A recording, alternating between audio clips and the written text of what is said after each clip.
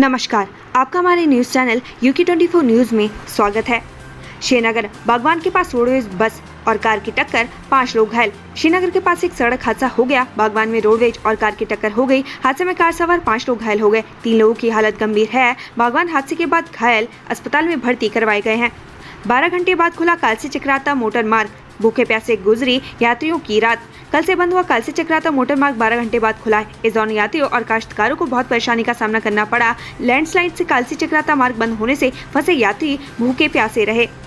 रक्षाबंधन पर बहनों को तोहफा, उत्तराखंड रोडवेज की बसों में कर सकेंगी फ्री में यात्रा। रक्षाबंधन पर उत्तराखंड सरकार और डाक विभाग ने बहनों को बड़ा तोहफा दिया है। एक तरफ जहां रक्षाबंधन के दिन महिलाएं उत्तराखंड रोडवेज की बसों में फ्री सफर कर सकती हैं, तो वहीं डाक विभाग ने राखियां भेजने के लिए देहरादून में स्पेशल काउंटर खोले गए हैं।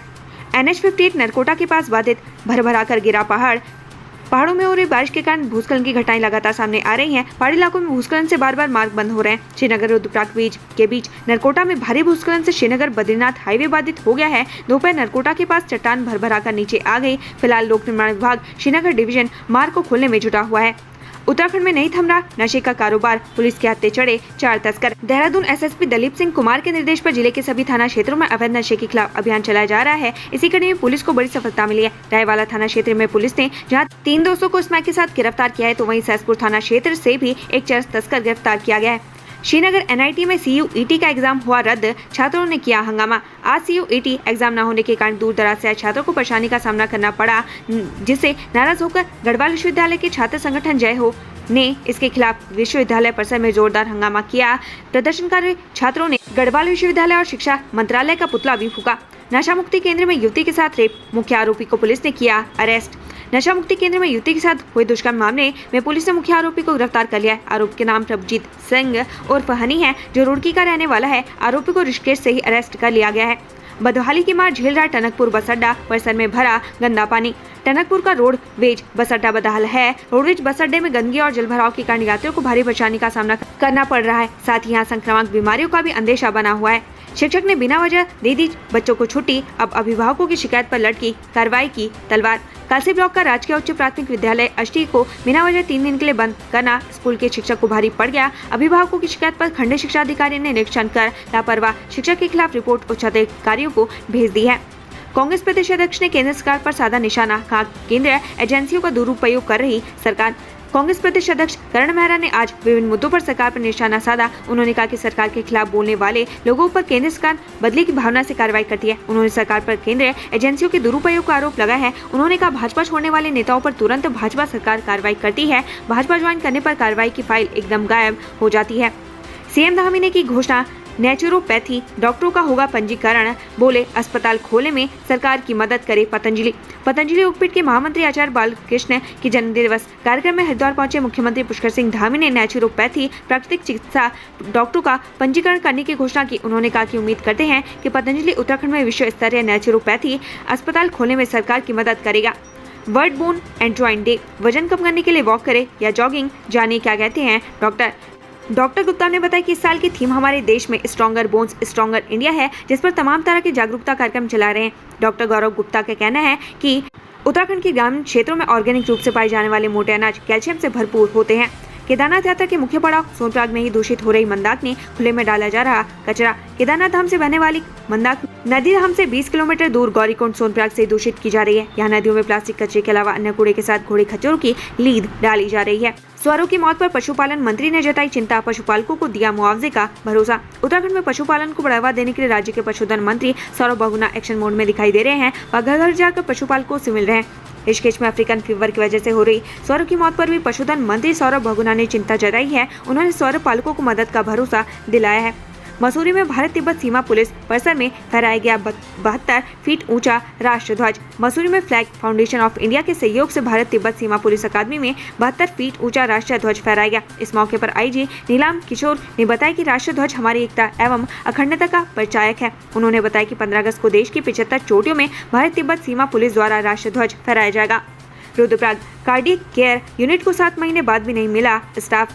जिला चिकित्सा में स्थापित कार्डियक केयर यूनिट का लाभ अभी तक आम जनता को मिलना शुरू नहीं हुआ है। यूनिट बनने के 7 माह बाद भी कार्डियोलॉजिस्ट व अन्य कर्मियों की तैनाती नहीं हो पाई है। स्टाफ की तैनाती को लेकर चिकित्सालय प्रबंधन की ओर से महानिदेशक चिकित्सा स्वास्थ्य एवं परिवार कल्याण को समय समय पर अवगत कराया जा चुका है। कर्मचारी पे डाउनग्रेड मामला बातचीत के बाद भी नहीं निकला हल। अब सीएम पर टिकी कर्मचारियों की निगाहें। उत्तराखंड में राज्य कर्मचारियों के वेतनमान डाउनग्रेड का मामला तूल पकड़ता जा रहा है। राज्य कर्मचारियों की तरफ से अपर मुख्य सचिव वित्त आनंद वर्धन से इस संबंध में बातचीत की गई। हालांकि इस बातचीत का कोई हल नहीं निकल पाया। अब कर्मचारियों की निगाह मुख्यमंत्री पर है।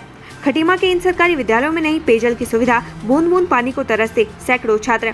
खटीमा के राजकीय प्राथमिक विद्यालय और राजकीय उच्चतर माध्यमिक विद्यालय सिसैया में स्टाफ सहित कुल 261 बच्चों के लिए पेयजल की सुविधा नहीं है। इन दोनों सरकारी विद्यालयों में शुद्ध पेयजल की व्यवस्था तो दूर, विद्यालय में एक भी हैंडपंप दुरुस्त अवस्था में नहीं है। इसकी वजह से विद्यालय में पढ़ने वाले बच्चे बूंद बूंद पानी के लिए तरसते रहते हैं।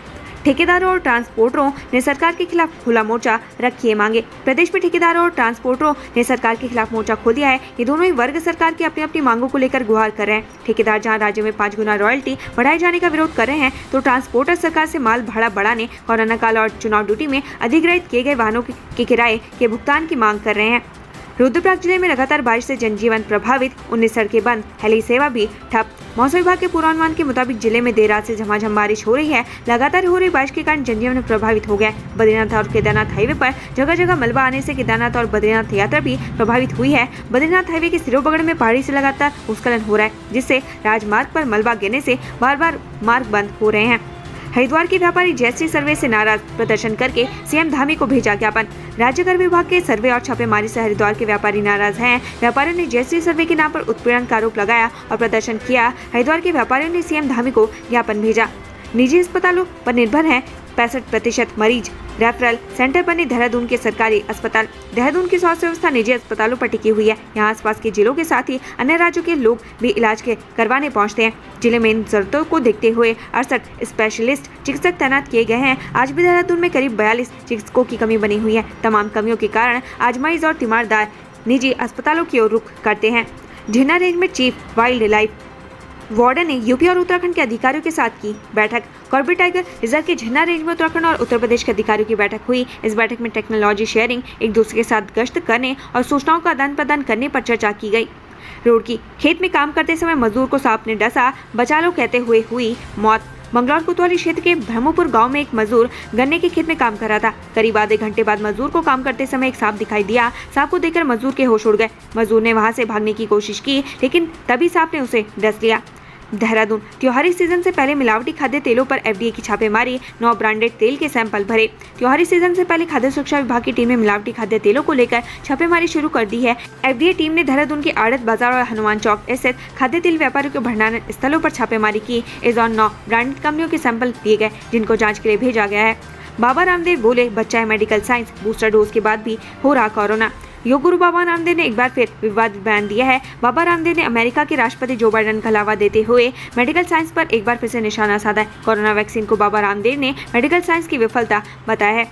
देहरादून की ब्रह्मपुरी में पहाड़ी से आए मलबा घरों में घुसा, महिला और मवेशी दबे। देहरादून के ब्रह्मपुरी इलाके में बुधवार रात पहाड़ी से मलबा आने से हड़कंप मच गया। मलबा कई मकानों में घुस गया। मलबे की चपेट में एक महिला आ गई। 3 मवेशी भी मलबे में दब गए। एसडीएफ ने रेस्क्यू ऑपरेशन किया। पुलिस के साथ मिलकर एसडीएफ की टीम ने महिला को सकुशल मलबे से बाहर निकाला।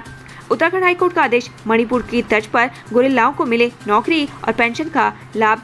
सालों की अपनी मांगों को लेकर आंदोलन कर रहे उत्तराखंड के गोरिल्लाओं को उत्तराखंड हाईकोर्ट से बड़ी राहत मिली है। उत्तराखंड हाईकोर्ट उत्तराखंड के गोरिल्ला और उनकी विधाओं को भी मणिपुर सरकार की तरह नौकरी और पेंशन देने के आदेश दिया है। अमेरिकन यूनिवर्सिटी से अपर्णा जोशी को मिली 1.64 करोड़ की स्कॉलरशिप। हल्द्वानी की अपर्णा जोशी का अमेरिका की आयोवा यूनिवर्सिटी ने 1,64,00,000 रुपए की छात्रवृत्ति दी है। अपर्णा अगले 5 वर्ष तक परिवहन के क्षेत्र में सिविल इंजीनियरिंग में शोध कार्य करेंगी। अपर्णा इस समय WSP India global engineering consultancy में बतौर ग्रेजुएट इंजीनियर काम कर रही हैं। 3 महीने के बच्चे का अपहरण, पुलिस ने दंपति को किया अरेस्ट। 6 शादियां रह जा चुकी है महिला। उत्तराखंड के उधमसिंह जिले में पुलिस ने 3 महीने के बच्चे के अपहरण मामले में दंपति को गिरफ्तार किया है। आरोपी दंपति मासूम बच्चे को बेचने की फिराक में थे। आरोपी महिला अब तक कई लोगों से शादी कर ठगी कर चुकी है। कुष्ठ रोगियों के मामले पर हाईकोर्ट में सुनवाई, प्रशासन को भूमि चयन के दिए आदेश। हरिद्वार में कुष्ठ रोगियों के मामले पर जिला विकास प्राधिकरण व डीएम ने उनके विस्थापन करने के लिए भूमि का चयन करने के निर्देश दिए हैं। साथ ही कुष्ठ रोग उन्मूलन अधिकारी को भी नोटिस जारी किया है। अलग अलग चोरी के मामलों का पुलिस ने 24 घंटे में किया खुलासा, आरोपी गिरफ्तार। हल्द्वानी और रुड़की में पुलिस ने चोरी के अलग अलग मामलों में 24 घंटे के भीतर खुलासा किया है। दोनों ही मामलों में चोरी का सामान भी बरामद कर लिया है। दोनों मामलों में आरोपियों के खिलाफ मुकदमा दर्ज कर आगे की कार्रवाई की जा रही है। आयोग की कार्य प्रणाली से परेशान परीक्षार्थी परीक्षा टालने की मांग। उत्तराखंड लोक सेवा आयोग के जरिए उद्यान विकास अधिकारी के पद पर होने वाली मुख्य परीक्षा विवादों में पड़ती नजर आ रही है। अभ्यर्थी इस परीक्षा को टालने की मांग कर रहे हैं। दरअसल आयोग ने उद्यान विकास अधिकारी के पदों के लिए आवेदन मांगे थे। इसके लिए प्रारंभिक परीक्षा कराई गई। 2 अगस्त को इस परीक्षा का परिणाम जारी हुआ। इस बीच इस पद के लिए मांगी गई योग्यता सवालों के घेरे में आ गई। आयोग ने पद पर आवेदन के समय जो नोटिफिकेशन जारी किया उसमें BSc एग्रीकल्चर किए हुए अभ्यर्थी को परीक्षा के लिए अर्थ माना गया। आयोग ने कुछ दिनों पहले परिणाम जारी किया था, तो ऐसे में बच्चों को बाहर कर दिया गया और तर्क दिया गया कि इस पद के लिए BSc हॉर्टिकल्चर होना जरूरी है। मामला कोर्ट तक पहुंचा और कोर्ट ने BSc एग्रीकल्चर को भी शामिल करने के लिए कहा। आयोग ने फिर से रिजल्ट बनाया और 2 अगस्त को ये परिणाम जारी किया। इस बीच आयोग ने ऐलान किया कि मुख्य परीक्षा की तारीख 20 अगस्त होगी। परीक्षार्थी मांग कर रहे हैं कि मुख्य परीक्षा की तिथि को आगे बढ़ाया जाए, क्योंकि महज 18 दिनों में मुख्य परीक्षा की तैयारी करना असंभव है। लिहाजा मुख्य परीक्षा की तिथि को आगे बढ़ाया जाए। इसके साथ ही कई ऐसे मामले हैं जिनमें कोर्ट 6 अगस्त को सुनवाई करने जा रहा है। ऐसे में कोर्ट का क्या फैसला होगा यह भी देखना होगा। उत्तराखंड में कोरोना से एक और की मौत, नए मरीज मिले। उत्तराखंड में कोरोना से एक मरीज की मौत रिपोर्ट की गई। राज्य में कोरोना के नए मरीज की पुष्टि हुई है। स्वास्थ्य विभाग की रिपोर्ट के अनुसार राज्य में आज कोरोना के कुल 310 नए मरीज मिले हैं। देहरादून में कोरोना के 130 नए मरीज मिले हैं। वहीं नैनीताल में 42, रुद्रप्रयाग में 45, हरिद्वार में 25, अल्मोड़ा में 14, चंपावत में 14, पौड़ी में 12, बागेश्वर में 8, चमोली में 4, पिथौरागढ़ में 5, टिहरी में 9 नए मरीज मिले हैं। उत्तराखंड से संबंधित ऐसी खबरें पाने के लिए हमारे चैनल